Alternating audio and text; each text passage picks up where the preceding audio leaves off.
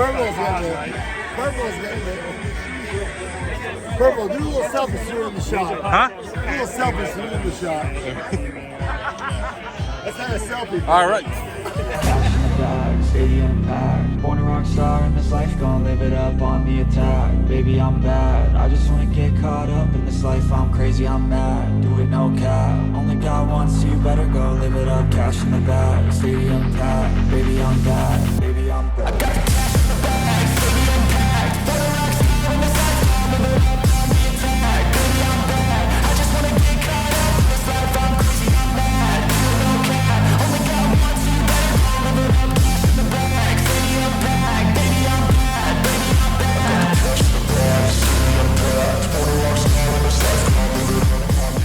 up. Welcome everybody to the August 2024 edition of Bosch's World. I'm your host, Ron E. Bosch. I hope you guys enjoy my Razor Ramon outfit.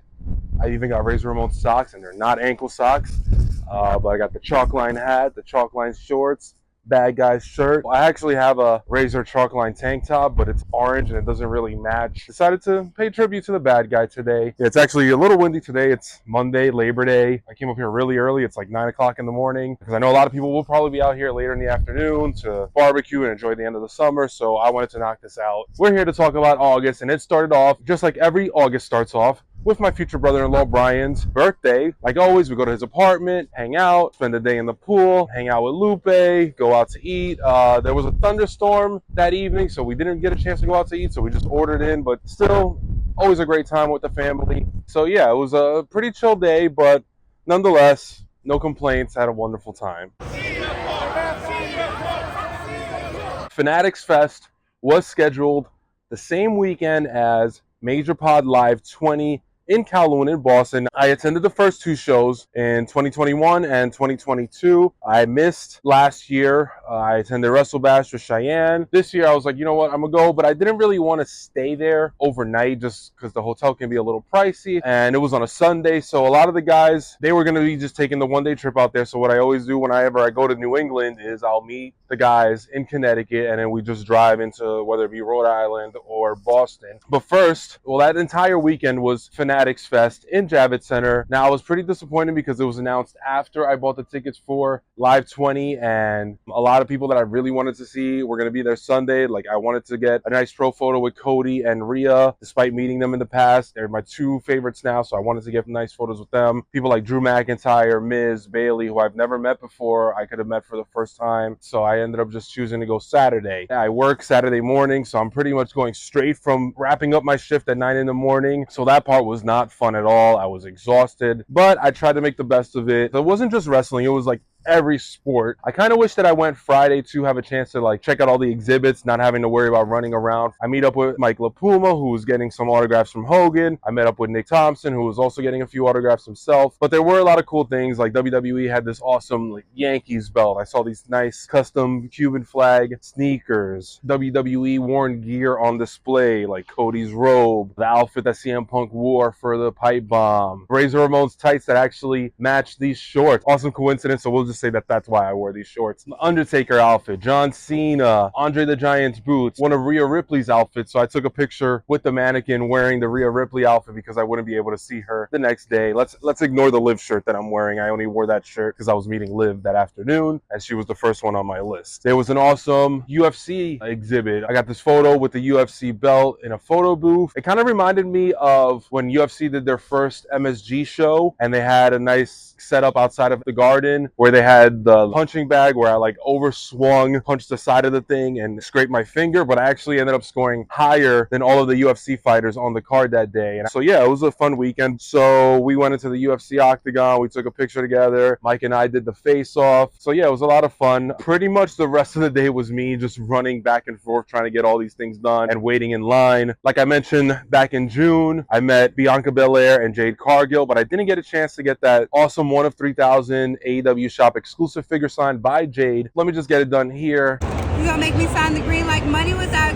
green? I'll happily display it just because it's an awesome figure. Then from there, it was just nonstop waiting in these long ass lines. I get in line, I meet up with Husvar on the line for the photo op. First, it was Liv Morgan, current WWE Women's Champion. I just wanted a nice photo with Liv because the only photo I do have with Liv is with Baron Corbin at the Stanford Food Festival that I went to with Husvar 2 years ago. So I got a nice photo with Liv. I get my print, run back in line as I'm changing my shirt to get online to meet CM Punk. Another long line, but CM Punk is just somebody I've wanted to meet for the longest. I dug out my wrist sleeves from storage that I've only worn once, and that was for WrestleMania 29 when he faced Undertaker. But I guess he saw that I had the wrist sleeves and he gave me a little fist bump and we took the photo. Epic photo op. I love it. Definitely going to nominate it this year for Pro Photo of the Year. And then from there, once again, get back in line, change into my shirt for the Tiffany Stratton photo op, Miss Money in the Bank. She was super sweet, had the briefcase, complimented the shirt. Last but not least, I got LA Knight. Yeah, he was cool. Like, this was literally like 3 hours of me just waiting in line, getting a photo, waiting in line, getting a photo, waiting in line, getting a photo. So I was just exhausted. Again, I hadn't slept since the night before. Go home, I pass out. Unfortunately, I wake up in the middle of the night. I can't fall back asleep, so I have to kind of just sit there. I was running on no sleep at all. I was originally going to make this like a one-day video diary, and maybe I will. I still haven't gone through the footage yet. Just because I've always done vlogs for the live shows, this would be the first time I don't do it if I end up not doing it. I decided to wear my Brody Lee sneakers from Champs. I don't even think anybody got the reference. The Charlie XCX album Brat, where it's just the word Brat in regular font on a green background. I wanted to make purple Best Wishes shirt in that same style, but I think maybe the shirt was too dark that you couldn't really see the letters, so it just looks like I'm wearing a regular plain purple shirt. I go, I get ready, I take the train, I meet up with Tommy in Connecticut. From there, we pick up Nick and just drive into Boston. And it's like, once you get to Kowloon, it's just like non-stop memorabilia all over the place. So many like posters and 8x10s, stuff signed by The Rock, stuff signed by Cena, who's a regular there. This is like the hub for wrestlers on the East Coast, the famous Mai Tais. I didn't get as many Mai Tais as I did in 2022. I definitely didn't dump Terramana in them. I got this big platter that came with ribs, wontons, chicken wings, chicken fingers, and an egg roll. I couldn't even finish it. I was going to take the other half home, but like after the show, they were rushing us out. I ended up not being able to grab it, which I'm kind of pissed about. They gave us some cool merch like they always do at the live shows. It was an Andy Wong card and cup. He's the man that owns Kowloon's, a cigar, and the usual trading card and 8x10. So I sat with Tommy and Husvar. Nick was sitting behind us. Also Big Papa Pump guy, Travis Hotard. Nice little group. It's not purple. Oh well. Purple. I'm colorblind. Ooh. Let that dry. We had a great time during the show.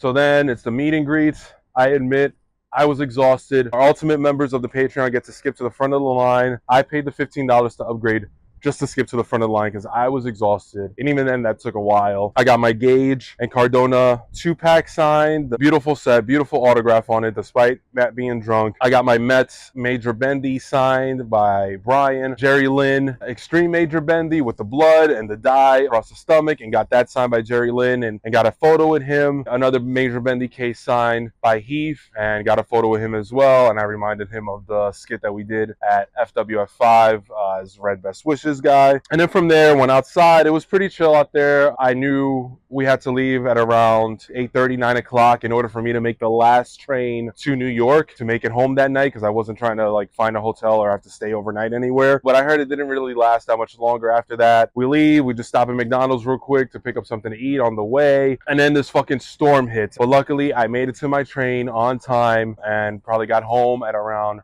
2 in the morning.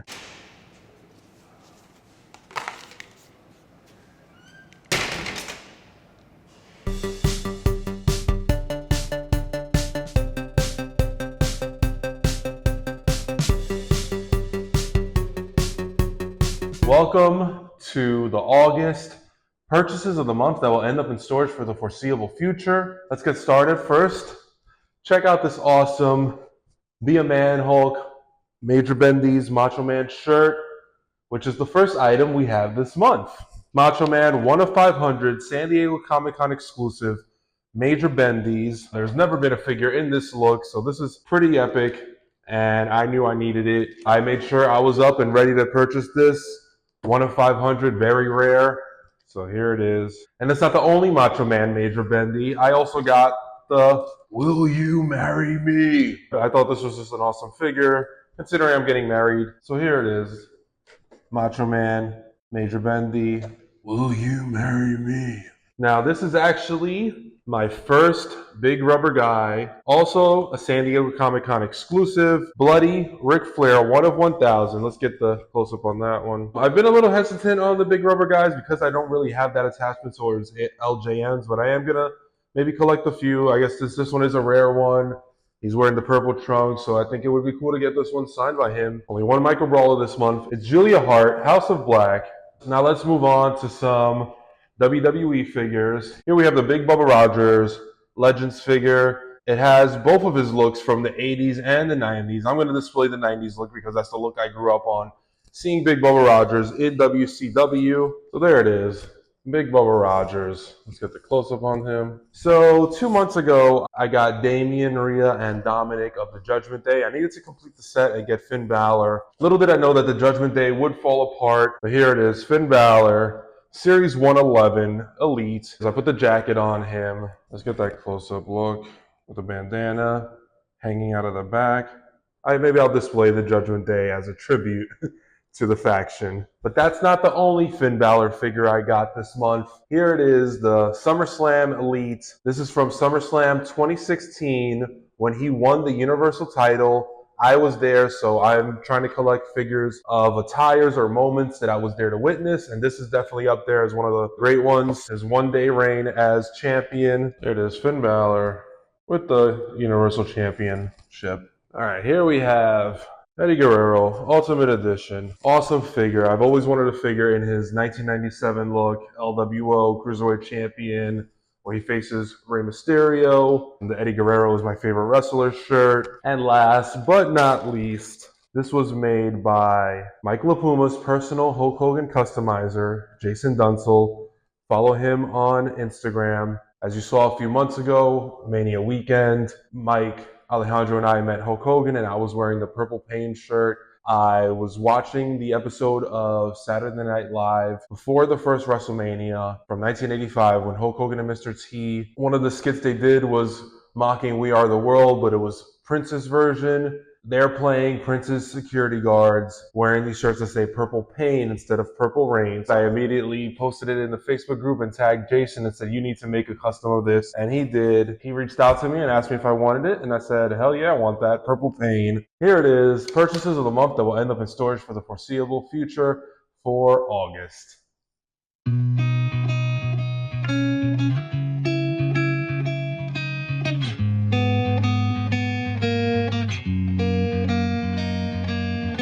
Okay, for this month's vulnerable moment, I have been pretty regularly working out, but I realized I'm not making the progress that I was hoping to make when I started at the beginning of the year. I don't know if it's just something isn't clicking with just doing the weights and the yoga. At first, I started just looking up anything I can do on YouTube, whether it be cardio or the battle ropes or the medicine ball, whatever equipment I can find downstairs that I can do cardio with. Finding random videos on YouTube wasn't helping, or because they might be too advanced, or it might take a toll on me, or maybe I just wasn't prepared for that. So I kind of went back in time, 2017. It was actually the first project I ever did on Bosch Star, even before What the Bosch Was I Thinking was Bosch Fit, the Road to Boschtober, where I was doing the insanity workout leading into my 31st birthday. So the program is 8 weeks, but unfortunately I only got 4 weeks into it due to my grandma going into the hospital and passing away, unfortunately. So I never even completed the program. So I decided, you know what? I'm 8 weeks out from the wedding. Maybe it's a sign that I should be doing the insanity workout. And I think I tend to be hard on myself if I don't get it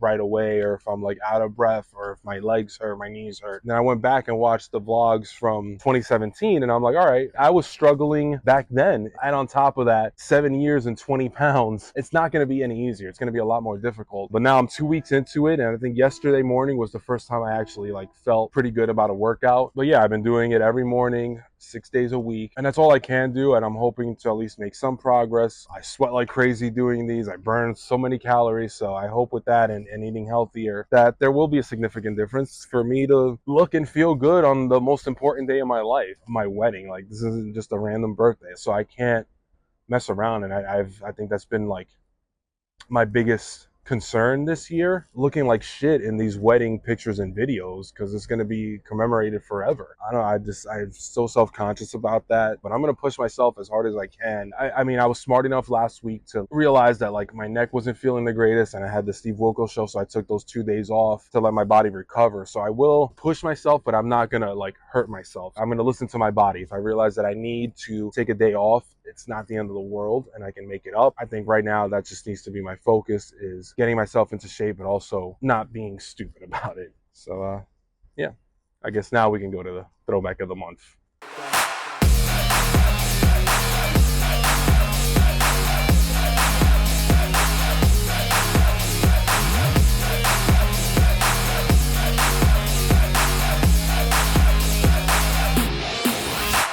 For this month's throwback of the month, before we go to the Steve Wilkos show, we're going to look back at, let's call it the trifecta of staying home from school and watching Channel 11.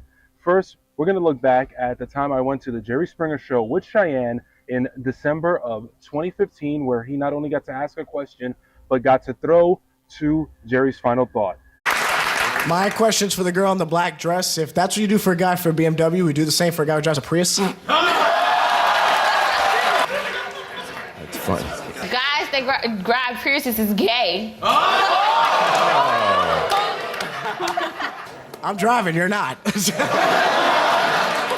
I'll be driving your car too. Hey Jerry, this is my man in the lumberjack shirt. You know you like that he licked your nipple. Our producers have decided that you will take us into the break. We'll be right back with Jerry's final thought. And now, not only do I have that Jerry Springer show footage, but for the first time ever, this is the first time I'm ever showing this. I just recently found this footage for the first time in almost 2 decades. This is the time I went to the Maury show in January of 2005, had front row seats, and I do appear briefly on camera for a few seconds clapping. Let's zoom in so you can see me a little better. And what I didn't know is this was dubbed the original Not the Father dance. I never knew that. I've seen the clip of the guy dancing a million times, and I've seen it in GIF form, but I didn't connect that I was sitting right there front row when this historic Maury moment happened. In honor of Steve being a former Chicago police officer, I'm here dressed like a New York undercover cop.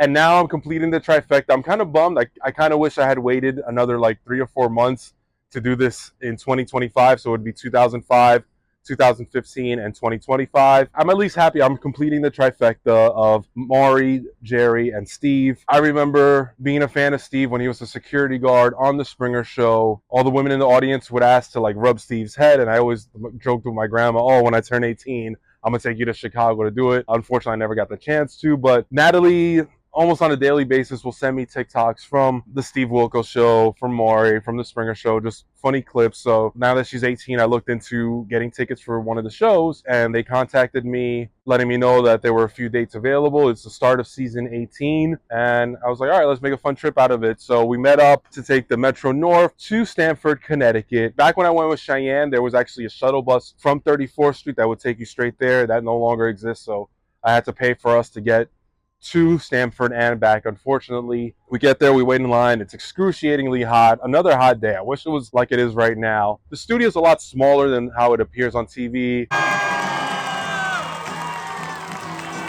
First, Steve comes out, does a little Q&A with the audience. So that's like the only chance I was able to film, because then they want people to put their phones away during the episode, which is understandable. They don't want people filming or on their phones while they're on camera. Coming from production, I get it, I understand. We ended up staying for 6 stories. So we did 3 stories in the morning, and they said we can go eat and come back for another 3 stories in the afternoon. So we were like, let's just take advantage of the fact that we're out here and stay here all day and see all these episodes. Luckily, I just said, hey, let's just get pizza next door and come right back so we don't miss out on sitting there. During the intermission, I also won Steve t-shirt. They were doing trivia. I'm always hesitant with trivia because I'm always afraid I'm going to get a hard-ass question, even though I knew all the answers that everybody else was answering. But they did say, hey, if anybody follows the Steve Wilkos audience page right now on Instagram and I see it pop up, they win a shirt. So right away, I followed from all 3 of my accounts, and I won a shirt, the one that I was wearing for the Throwback of the Month. They put us in the 2nd row in the center, so we're like right behind Steve whenever he's talking. We just had a fun time. All 6 stories were insane. We just went last week, so those episodes have not aired yet. New season is scheduled to begin at the end of September, so these episodes may not air until late September, early October, but when they do air, I will clip any cutaways that Natalie or I may have appeared in and show them on Bosch's World. But before I head back home, I need to make one pit stop in Stamford, and that is at the new WWE headquarters, which is right across the street from the train. I did intern there back in 2011. This is my first time seeing the new office. It looked incredible from outside, and I took a picture in front of the belt that's in front of the headquarters. And there we have it. That is the August 2024 edition of Bosch's World. Follow me on Instagram, where I won that t-shirt, at Bosch Star Prod. Follow me on X at I am the Bosch Man. You already know it's a 0,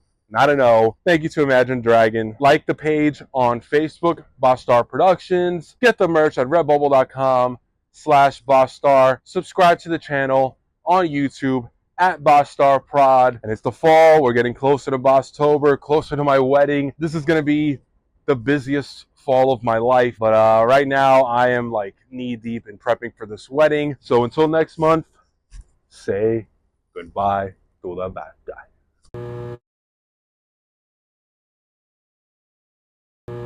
And all of a sudden I feel, and Matt's whispering to me, I'm grabbing your ass and you can't prove it and nobody knows. And I start fucking cracking up laughing. I'm like, what are you doing, bro? Like, what is happening? Billy's like, guys, what's going on here? And I'm like, he's grabbing my ass. And then Bryan and Mark have no idea what's happening. You can clearly see in the picture, his hand is on my ass. As I'm leaving, I told him, I'm gonna cancel you. I'm gonna tweet it to Chelsea. And he's like, I'll just deny it. Matt was gone because I confronted him about it like 20 minutes later. He had no recollection of it. It's all in good fun. Please do not cancel Cardona. I forgive him.